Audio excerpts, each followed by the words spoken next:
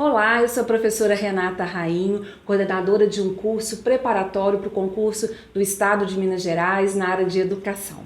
Este podcast tem o objetivo de conversar sobre este concurso, dar dicas de estudo e esclarecer como funciona o nosso curso e falar um pouquinho também da banca FGV, responsável por este concurso. Conhecer o perfil da banca é muito importante. Como convidados, temos aqui o professor Thomas Spartacus, doutorando em educação, e a professora Thaís Pozenato, especialista em educação, para contribuir e enriquecer aqui o nosso podcast. Vamos lá, Thomas, se apresenta um pouquinho para o pessoal. Obrigado, Renata. Então, pessoal, eu sou o professor Thomas Spartacus, né? Eu sou pedagogo, professor da Rede Municipal de Juiz de Fora, há 28 anos na educação, né? Hoje doutorando em educação também pela Universidade Federal de Juiz de Fora, desenvolvendo algumas pesquisas, né? E nesse momento mais ainda, né? Relacionadas às questões de gênero e sexualidade, que tem tudo a ver com os direitos humanos, que é o que eu venho falar, né? no curso. E professora Thaís, bem-vinda. Renata, é um prazer, obrigada. Eu sou professora da Rede Municipal de Juiz de Fora, como contratada, né? Sou professora de uma outra rede municipal em Rio Novo, efetivada. Já tenho muitos anos aí ao longo, aí, 24 anos quase de estrada, né? Mas muito obrigada pelo convite. Vocês vão poder contribuir muito e assim motivar as pessoas que vão fazer esse concurso do Estado de Minas agora, muitos candidatos, uma expectativa muito grande. Agora, Thaís, você como nossa aluna do curso, eu já conheço bem sua trajetória e sei que você já fez muitos concursos. Conta pra gente e assim, como é que é o segredo da aprovação? Que eu acho que é isso que todo mundo quer saber aqui nesse podcast. Na verdade, assim, eu comecei a estudar com você, né, com o seu método, né? Porque eu falo que você tem um método, uma maneira de nos ensinar, né? O material é muito bom, né? As suas aulas são muito boas e os professores que você trabalha também são muito bons. Então, assim, eu tô desde 2018 estudando, né? Então, assim, em 2018 eu fiz meu primeiro concurso, que foi em Goianá, e passei 48º, mas não perdi a esperança, né? Depois fiz para Rio Novo, em 2019, passei em segundo lugar, fui efetivada. Aí depois, em 2020, saiu um concurso para uma cidade próxima, Rochedo. Aí não teve concurso por causa da pandemia. Aí quando foi em 2022, o concurso foi retomado, aí eu fiz e passei em 7º lugar. Fiz o de Juiz de Fora, né? Só que a gente está nesse problema aí com a banca e tal, mas passei também para coordenação e para professor de PRA, né? Então, assim, está no processo final. Então, a gente está aguardando. E para a Chácara, fiz esse ano, em 2023 também, passei em 32º lugar. Então, assim, o foco é o principal e determinação. Então você está assim, sempre fazendo um concurso para que você possa ter mais escolhas, sim, né? Sim. E parabéns, né? Todos os concursos são muito concorridos hoje em dia, o seu foco, assim, foi o destaque. O curso ajuda muito, mas tem essa coisa do indivíduo, de focar, de disciplina. Agora vamos ouvir um pouquinho o Thomas. Thomas, você como professor do nosso curso, assim, pela sua experiência, o que potencializa essa aprovação? Porque tantas pessoas ficam frustradas, reprovadas em concurso.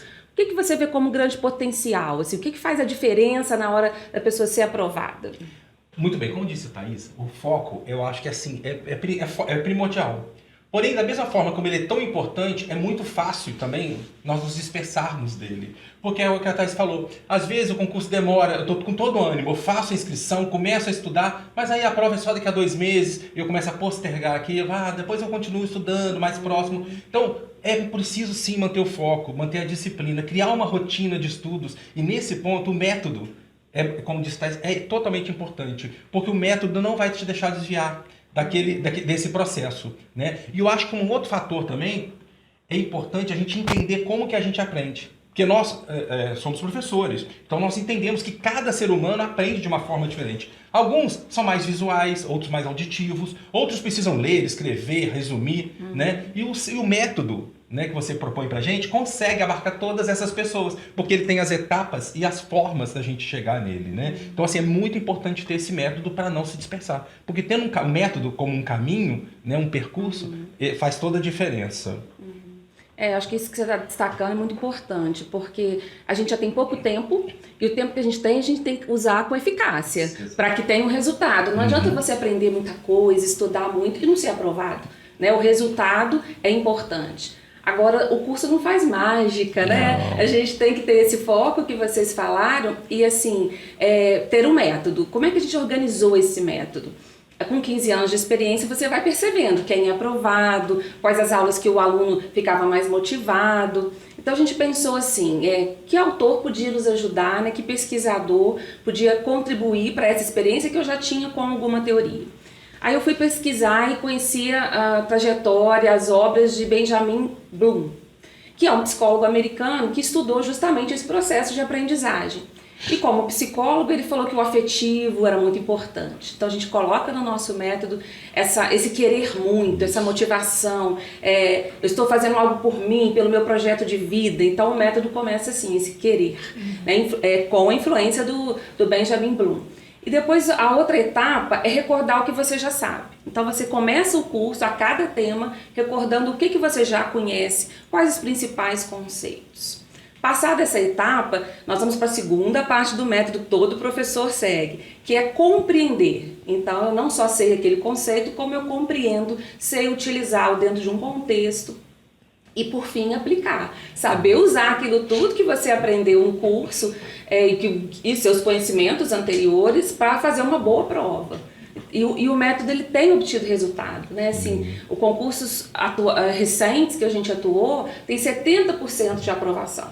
Então, você sabe que dependeu do indivíduo, de sua formação, dos seus títulos, mas você também sabe que o método ajudou, porque ele foi eficaz, porque ele te explicou esse caminhar, ele procurou um material para você, porque senão você vai perder muito tempo, né?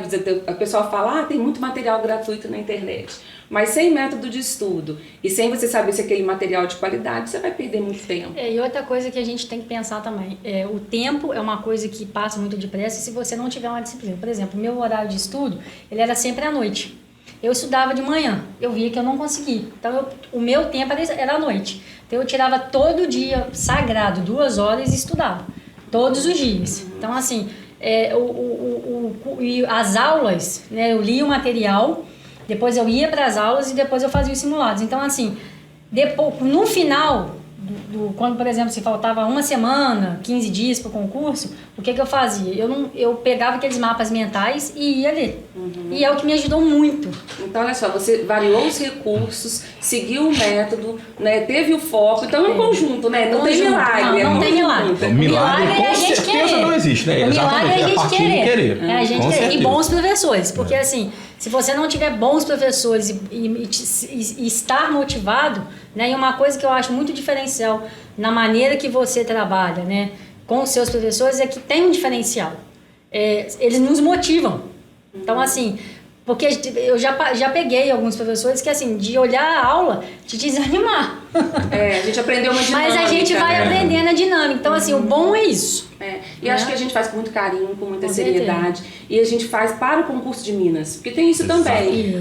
Muito material, muito concorrente, fazendo, reaproveitando aulas, descontextualizadas, às vezes uma bibliografia que não é indicada. Não existe mais. Né? Então a gente foca neste concurso. Estamos construindo semanalmente material novo, aguardando o edital agora em maio, né? A previsão é maio mesmo, este mês. E aí a gente poder trabalhar dentro do que é necessário. Né? Não trazer para outros conteúdos que não vão entrar. Algumas pessoas me perguntaram se eu ia fazer o concurso de Minas, porque assim, igual por exemplo, dentro do estado de Minas eu fiz concurso em cidades variadas, né? Fiz para Rio Novo, Rochedo, são cidades próximas de Juiz de Fora.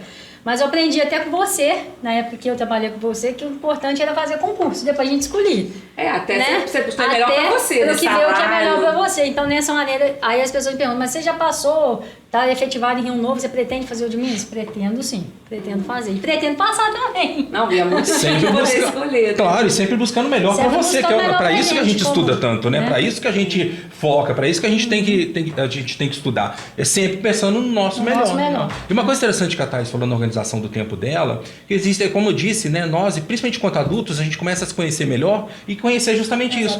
Eu não tenho, por exemplo, ela tinha tempo à noite. Tem gente que prefere de manhã. Então tem gente que acorda um pouquinho mais cedo para poder estudar naquele momento. Então é importante criar essa rotina e se compreender, né? E compreender como que...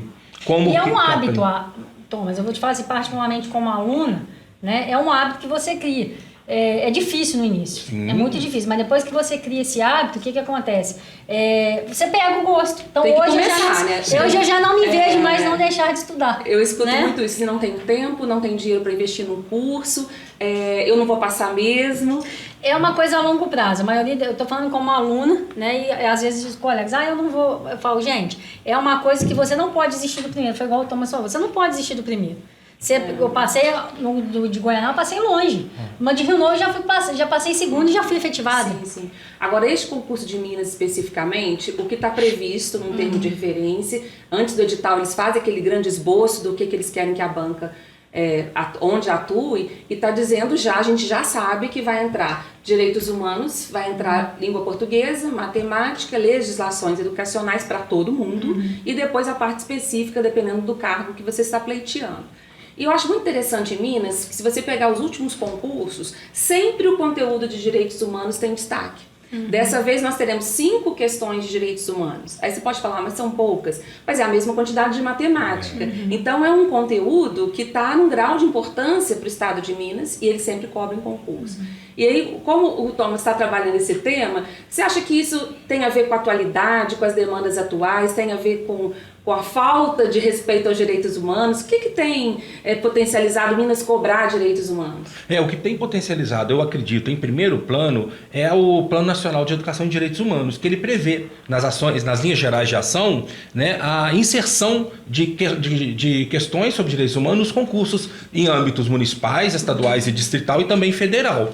Porém, Minas já vem avançando um pouco mais, porque os outros concursos até trazem como tema, traz gênero, traz racismo, traz combate ao bullying, porém, não traz, como traz o estado de Minas, o número exato de questões. Isso a gente via muito em concursos de direito, em concursos de policial penal, né, que é de penitenciária, né, de conselheiro tutelar, nesses concursos... que não são específicas da educação. De educação, exato. Mas olha só, os direitos humanos na educação são extremamente importantes, até que nós temos o Plano Nacional de Educação e Direitos Humanos, previstos com coisas para nós trabalharmos, com todo que nós temos o nosso foco ali em direitos humanos dentro da escola. E as pessoas não conhecem, né? Ainda não conhecem. Então talvez eu acho muito importante essa divulgação também a partir do concurso público, porque mostra que o professor do estado de Minas está um pouco mais preparado pela Secretaria de Educação, né, de Minas, estaria um pouco mais preparado que para essas questões, para lidar com essas situações que todos os dias e o tempo todo aparecem nas nossas escolas.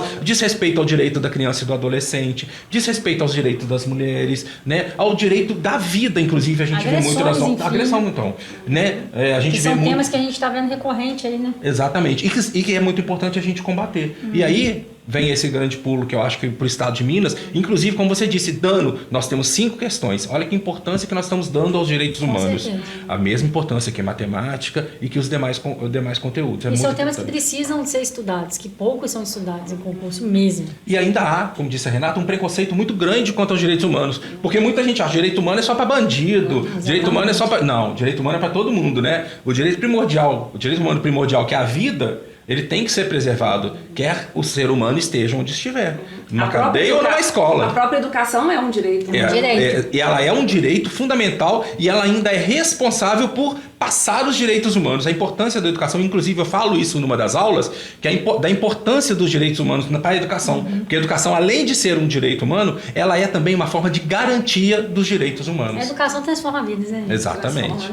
Exatamente. Agora eu fico pensando assim, a banca FGV, né, Fundação Getúlio Vargas, ela tem um perfil para cobrar os direitos humanos, né? Então a pesquisa vem trazendo isso para a gente, ou analisando as últimas provas, de que o direito humano ele entra dentro de uma questão, né, FGV, assim, muito contextualizada. Então apresenta uma situação de violência e diz o que os direitos humanos podem contribuir com aquilo. Então é dentro de um contexto escolar, né? Isso é muito importante. Então, conhecer a FGV e a forma como cobra dá uma tranquilidade para o aluno, né? As questões que a gente faz no curso, para ele não chegar lá de surpresa. Entrou direitos humanos, como é que cobrava isso? Eu tenho que decorar todos os documentos dos direitos humanos, e não é assim, né? E o muito legal né, porque agora eu já estou dando uma lida no material de direitos humanos, e uma coisa que eu achei muito bacana na proporção que vocês colocaram, é que vem elencando várias coisas que eu particularmente, como concurseira, não sabia. Então, assim, eu acho muito, até a distribuição das aulas, como tá, os temas, como estão propostos, as questões, o material com o PNE, golpe, não sabia que tinha PNE de direitos humanos, sem brincadeira, não sabia. Não é muito divulgado. Então, assim, não é muito divulgado. Então, assim, eu acho tá muito bacana. E são documentos que são fundamentais. São documentos que são fundamentais, nós, como professor, conhecermos. Agora, sabe o que eu penso também? A banca pode cobrar na redação um tema social em que você, referendando com documentos dos direitos humanos, você já achou um argumento de autoridade. Independente, olha como que os direitos humanos abarcam temas muito diversos. Então, já fica aí como um coringa para você colocar numa redação, né? Com certeza. Até se você perguntar, por exemplo, questão de brincar para criança, até aí nós conseguimos referendar os direitos humanos. Então, assim, ter o estudo dos direitos humanos, não estou puxando sardinha para minha mas assim, ter o conteúdo de direitos humanos bem estudadinho, eu acho que é um grande passo, não só para a prova, mas como você disse, inclusive pode aparecer, porque hoje nós estamos vivendo muitas questões assim, como disse a Thaís, a escola está muito mais viva nessa questão dos direitos, né? A educação especial, por exemplo, pode entrar direitos humanos. A educação para o campo, entra direitos humanos. Tudo entra direitos humanos. E uma coisa que eu achei bacana numa das falas da Renata é que a Fundação Getúlio Vargas, ela pega temas do cotidiano, né? Do dia a dia. Né? Então, assim, traz uma situação, problema. E uma coisa que a gente tem visto muito recorrente em jornais e revistas é a questão da agressão do professor, né? O que nós estamos vivendo basicamente aí, que entra direitos humanos também, acredito, sim, né, professor? Com certeza. Não só isso, né? Mas também nessas questões que aconteceram no 20 de abril. 20 de abril. Tudo isso pode ser tema e pode ser também, né, como disse a Renata, referendado com o argumento de autoridade, né, para se colocar como um dos seus argumentos na sua redação. Acho que a gente pode conversar também um pouco mais da FGV, porque o que a gente já sabe dessa banca, né? Contextualiza as questões, já falamos, mas ela também tem um grande diferencial. Ela, quando sai o edital e a bibliografia, ela não elenca alguns temas e faz assim, várias questões do mesmo tema. Ela abarca todo o edital. Por isso que ela é considerada uma banca imprevisível. Então, se tiver 20 temas, ela vai fazer uma questão, pelo menos, de cada tema. Então, não vai adiantar você estudar o que você achar principal, né? Você vai ter que abarcar o edital com atenção. A gente ainda não sabe se vão indicar bibliografias, livros, sites, artigos, ou se eles vão optar apenas por temas, fazer um conteúdo programático por temas, né? Quando tem a bibliografia, as provas acabam ficando mais difíceis, porque pode citar uma nota de rodapé, uma pegadinha. Quando é o tema em geral, o nosso curso opta por trabalhar os clássicos, né? Porque aí não tem erro, os autores clássicos de cada tema. Mas aí a gente tem que aguardar o edital para essas peculiaridades. E como o nosso curso ele tem material novo toda semana, assim que sai o edital a gente atualiza, completa. Agora que a gente soube que é a FGV, a gente já está organizando material focado nisso, né? Porque senão você estuda e morre na praia. O objetivo é a aprovação. E eu, de fato, né, eu acho que você marcar mais uma vez que o curso é pensado e preparado para este concurso. Não é o que você falou, tem muito curso que vende uma apostila a preço, assim, preços pequenos mesmo pela internet, mas são compilados de outras coisas que não vão cair, que não tem, tá só para venda, né? Como aqui há toda uma preparação, um pensar, né, nesse sentido e seguindo esse método de trabalho, esse método de estudo, né, que para a gente como professor vira um método de trabalho e para vocês como alunos vira um método de estudo, né? Seguir esses passos, né? Aí eu penso assim, às vezes as pessoas perguntam assim, por que eu tenho que fazer esse concurso do Estado? Aí eu poderia fazer um marketing de colocar medo na pessoa, falar assim, olha, a gente não sabe quando vai ser o próximo, é um argumento. A gente pode falar assim, ó, tá todo mundo fazendo, você vai perder a oportunidade, vai ficar de fora. Mas eu acho que além desses argumentos que são reais, tem um que é muito importante, que é você começar a pensar por que eu quero fazer esse concurso. O que me motiva? Para uns é a questão financeira, para outros é a estabilidade, para outros é qualidade de vida, para outros é para não ser humilhado nos contratos temporários, né? Então, assim, esse porquê. Por que é importante para mim? E se é importante para mim, vai virar prioridade, vai ter metas. E eu costumo dizer que o primeiro passo é o mais importante. É criar metas viáveis para a sua rotina, é criar esse hábito do estudo. E nós, como professores, a gente conhece de didática, a gente conhece como ensinar e conhece como os alunos aprendem. E como você aprende? Né? É mapa mental, é visual, como vocês comentaram, é achar a sua rotina, encaixar na sua rotina esse estudo e pensar que é por um período. Porque às vezes a pessoa fala assim, a minha mente não estuda mais há muito tempo, eu não dou conta de aprender. Mas na verdade, assim, entre a publicação do edital e a sua homologação, assim, a sua efetivação final, vão ser 240 dias. Então, você não vai ter que fazer o sacrifício do estudo, da mudança da sua rotina por uma vida inteira. São 240 dias para você fechar o processo todo. Né? Então, assim, eu acho que vale a pena investir em você mesmo. Você tem que saber por quê, né? E é muito bom você assinar uma homologação no concurso. Você as pessoas tiram foto. Você toma posse do seu cargo, é muito bom. Do seu cargo é muito bom. Particularmente, eu tinha esse sonho. Só o fato de você passar bem já é uma delícia, né? Eu Mas estudava, não passava. Conheci a Renata e comecei a passar. A sua parte e a nossa. Eu brinco e tudo, brincadeiras à parte, assim, né, eu acho que o curso é muito bom, né, super indico, né, as pessoas me perguntam, eu super indico, acredito que é uma equipe muito boa, né, você se remodelou nesse sentido, né, são professores bons, conheço alguns pessoalmente, né, tive a honra de trabalhar com alguns deles, e é isso, é não desistir. É não desistir, é ter o foco, fé e persistência. Você chega lá.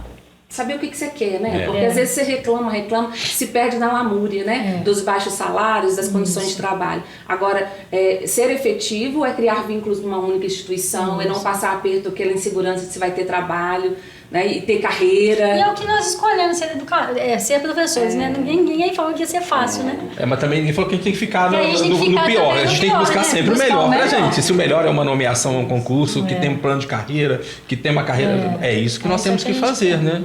Acreditar na gente mesmo. Isso é fundamental. Se a gente acredita nos nossos alunos, por que não vamos acreditar na gente? No nosso potencial, né? Eu não acreditava em mim, não, mas depois que eu alavanquei, falei assim, agora eu acredito. Bom demais. Mas a gente leva um tempo a acreditar, né? Eu fico pensando assim, as pessoas perdem muito tempo preocupadas com o número de concorrentes, com as fofocas a respeito, as especulações a respeito do concurso. E assim, você precisa de uma vaga só. Né? Então é com essa que você tem e esse se preocupar. Concurso de Minas, eu acho que assim, particularmente para o Estado, eu acho que é a segunda vez que eu vou fazer. Então, assim, é um concurso grande, amplo, e que é muito mais matérias para você estudar e para você abrir o seu leque de pensamento como professor.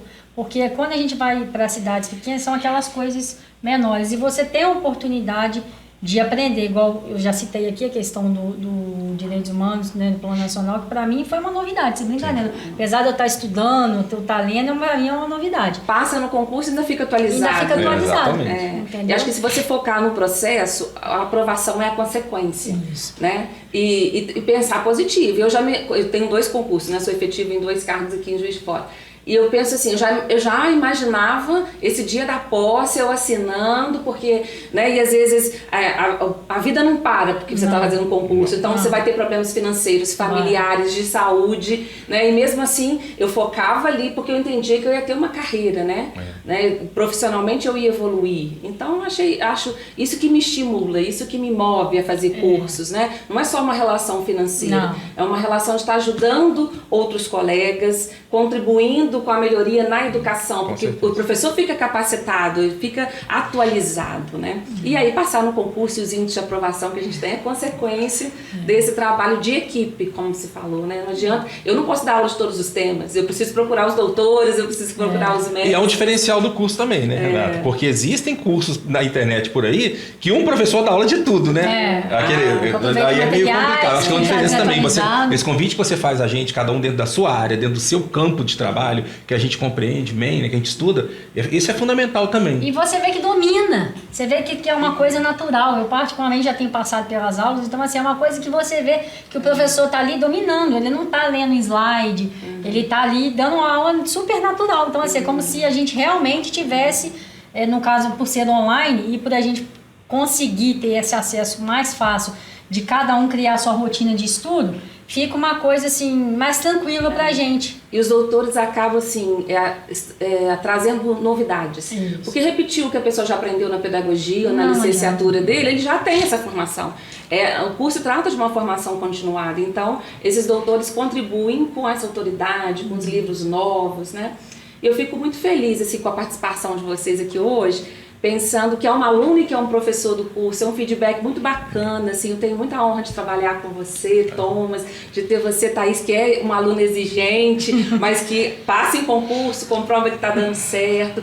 Então eu queria agradecer muito, dizer que a gente vai aguardar o edital para breve, para a gente fazer outras lives, outros podcasts, porque é muito importante a gente interagir, as pessoas conhecerem o trabalho, conhecer a banca, se motivar para esse concurso, é isso que a gente quer. Muito obrigada. Eu que agradeço, porque assim, sempre conversar contigo é uma alegria, um prazer, né? E agora conhecer a Thaís também, uma alegria, saber que o meu trabalho está dando resultado, isso é muito bom. Assim, enquanto professor, é tudo que a gente quer, né? É um retorno. Eu que queria agradecer, obrigado. Eu sempre falo para os outros que você é minha mestra, né? E obrigado, professor, uma honra estar aqui ao seu lado, tá? Obrigada, Renata. E eu espero que todos peguem aí, vão, porque é assim. E façam concurso, podem, palavra de honra, podem ir no cursinho que vai dar muito certo. E desejo sorte para todos, né? Isso mesmo, Thaís. Então nós vamos terminando hoje, para o próximo encontro a gente faz depois do edital. E é isso, rumo à aprovação. É isso aí, Sem aprovação e a nomeação. Sem lamúria, né? É isso aí. Grande abraço, então. Muito obrigado. Obrigado.